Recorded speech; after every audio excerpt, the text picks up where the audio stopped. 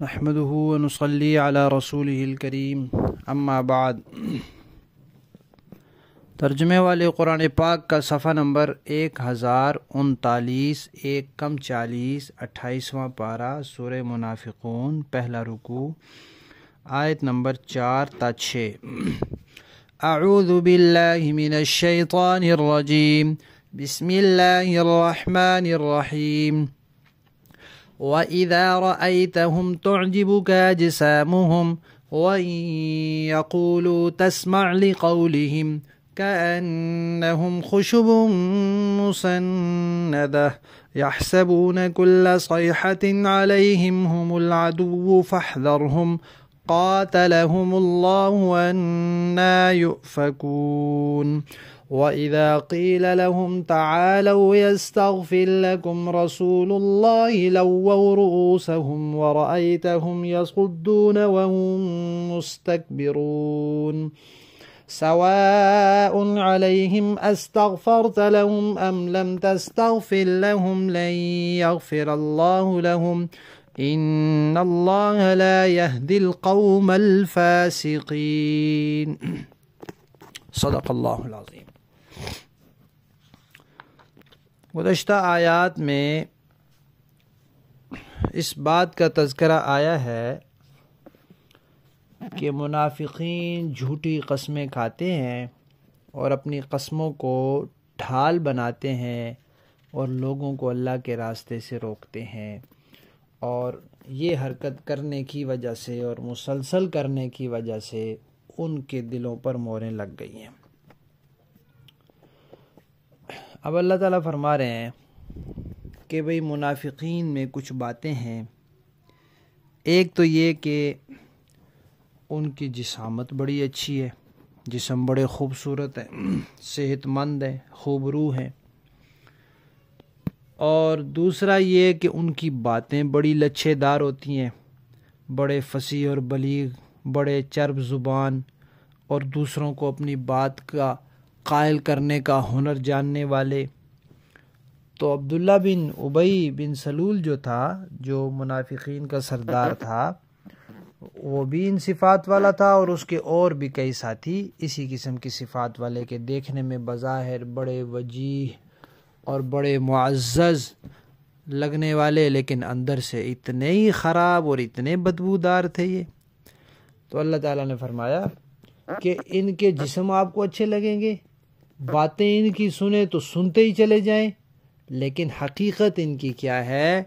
کہ یہ اس لکڑی کی طرح ہے جو اپنے سہارے پر بھی نہ کھڑی ہو، دیوار کے سہارے ٹیک لگائے کھڑی ہو، اندر سے کھوکھلی ہو، خالی ہو۔ تو ان کی یہ جسامت، ان کی یہ ظاہری بناوٹ، یہ کسی کام کی نہیں جب اندر ایمان ہی نہیں ہے، جب اندر اخلاص نہیں ہے، جب اندر ان کا باطن کالا ہے، بدبودار ہے، تو ظاہری اس خوبصورتی کی کوئی وقعت نہیں ہے۔ تو لکڑی جو اندر سے خالی ہو، وہ اپنے سہارے پر کھڑی بھی نہیں ہو سکتی، اور وہ سوائے ایندھن بننے کے اور کسی کام بھی نہیں آتی۔ تو یہ بھی دوزخ کا ایندھن بنیں گے۔ اور پھر یہ نبی پاک کی مجلس میں بیٹھتے ہیں تو ظاہری طور پر تو وہاں بیٹھے ہوتے ہیں، اندر سے یہ ان کے دھیان کہیں اور ہوتا ہے، ان کے خیالات کہیں اور ہوتے ہیں۔ تو اس اعتبار سے بھی یہ کھوکھلے ہیں۔ اور یہ بات بھی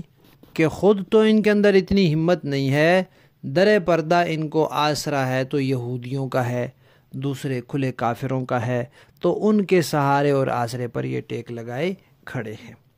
تو یہ ان کی دو باتیں بتائی کہ بھئی دیکھنے میں بڑے خوبصورت ہیں، بڑی فصاحت اور بلاغت سے باتیں کرنے والے ہیں، بندے کو بڑی اچھی لگتی ہیں ان کی باتیں بھی، ان کو دیکھنا بھی، لیکن دیوار سے ٹکائی ہوئی لکڑی کی طرح ہیں کہ بالکل کھوکھلے ہیں، ان کو دوسروں کا سہارا چاہیے۔ اور ایک بات یہ بتائی کہ بڑے ڈرپوک ہیں، بزدل ہیں،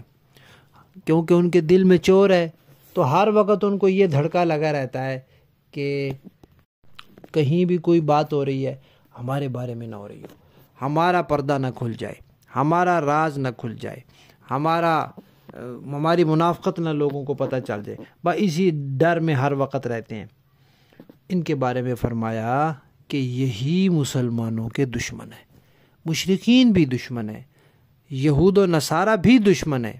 لیکن یہ اندر گھسے ہوئے زیادہ خطرناک ہیں، اس لیے سمجھو کہ یہی اصل دشمن ہے، اور انہوں نے صحیح راستے کو چھوڑا ہوا ہے، غلط راستے پر بھٹک رہے ہیں، اور یہ چاہتے ہیں کہ دوسرے سادہ مسلمانوں کو بھی صحیح راستے سے ہٹا دیں۔ لہذا آپ ان سے بچ کر رہیں، احتیاط کے ساتھ رہیں، اور ان کی باتوں پر اعتماد نہ کریں۔ کھلے دشمن کی نسبت چھپا دشمن زیادہ خطرناک ہوتا ہے۔ اس کے بعد یہ فرمایا کہ اگر کسی کا نفاق کھل جائے، جیسا کہ اس صورت میں عبداللہ بن ابی کا نفاق کھل گیا، پھر اس کو اگر لوگ کہیں کہ بھائی ایسا کرو، اللہ کے نبی کے پاس چلے جاؤ اور وہاں جا کر معافی مانگ لو، وہ آپ کے لیے استغفار کریں گے اللہ تعالیٰ سے، اللہ معاف کر دیں گے، تو نبی کے پاس جا کے نبی کی سفارش سے اللہ سے اپنا گناہ معاف کرا لو۔ تو تکبر سے یہ اپنے سر مٹکاتے ہیں کہ گویا ان کو معافی مانگنے کی یا اپنا گناہ معاف کرانے کی ضرورت ہی نہیں ہے۔ تو اللہ تعالیٰ نے نبی پاک صلی اللہ علیہ وسلم کو اس وقت اختیار دیا کہ آپ ان کے لیے استغفار کرنا چاہیں تو کریں، نہ کرنا چاہیں نہ کریں، ان کے حق میں برابر ہے کہ اللہ نے بخشا کوئی نہیں ان کو، یہ اسی حالت پر رہیں، اندر سے منافق، اندر سے کافر، اوپر سے مسلمان، اندر سے بے ایمان، اوپر سے بڑے بناوٹی اور مخلص، تو اللہ نے اس حالت میں ان کو نہیں معاف کرنا، چاہے آپ ان کے لیے استغفار کرتے رہیں۔ آپ کو تو استغفار کا ثواب مل جائے گا،